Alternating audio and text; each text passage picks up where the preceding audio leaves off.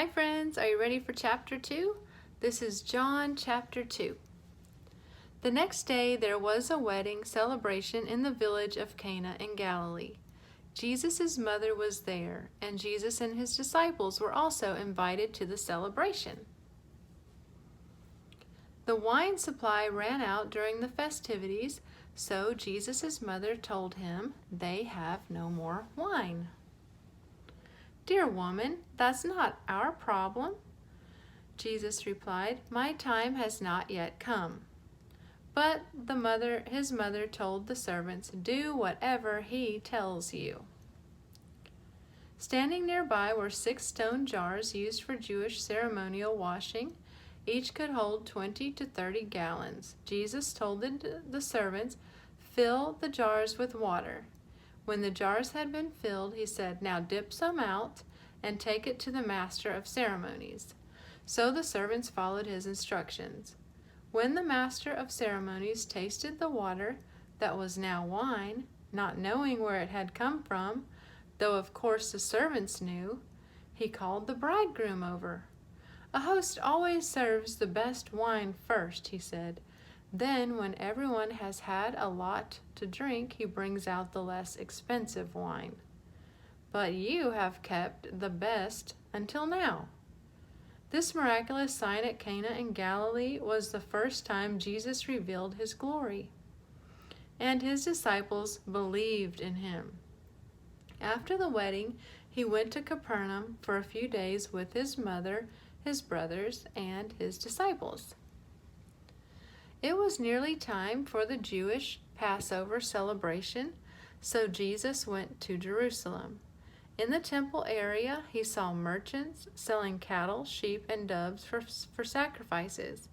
He also saw dealers at tables exchanging foreign money. Jesus made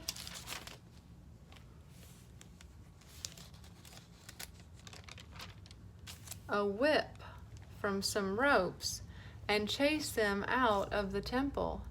He drove out the sheep and cattle and scattered the money changers' coins over the floor and turned over their tables. Then going over to the people who sold doves, he told them, "Get these things out of here. Stop turning my Father's house into a marketplace." Then his disciples remembered this prophecy from the scriptures. "Passion for God's house will consume me."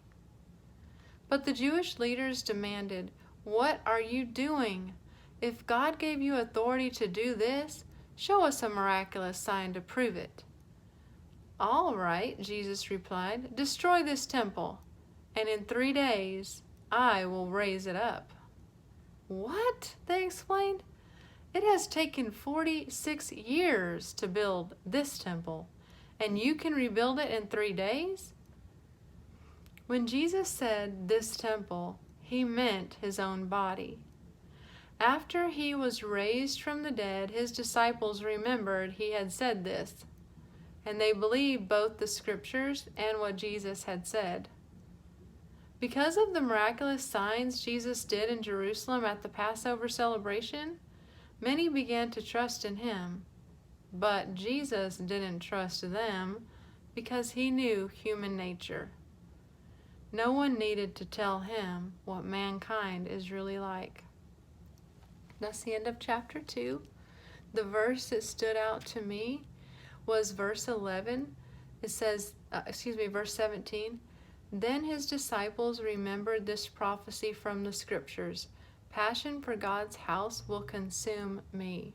The reason that stood out to me is because in order for the disciples to remember a scripture that was written back here in the Old Testament, they had to have first heard it and put it inside their heart so that they could recall that. And so that's how I live my life, and I know a lot of you do the same. When we're faced with some kind of decision or something that we're struggling with, some kind of hurt, a lot of times our minds can go back to a scripture that has blessed us or helped us or gives us guidance.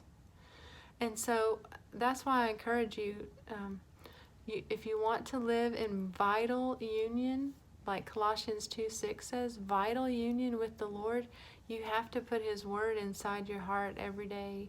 Spend time just reading something from His Word, and it will come back out when you most need it. Or when there's a problem, or there's a struggle, or when there's some kind of peace that you're missing and you need. So I'm going to turn the video off, and I encourage you to take this time now to find that verse that stood out most to you, write it down in your journal, and spend a few moments meditating on that, thinking about it over and over again, and write down some notes and some ideas that pop into your head. I would also love it if you wanted to share that verse in the comments below. Thank you for listening. Be blessed.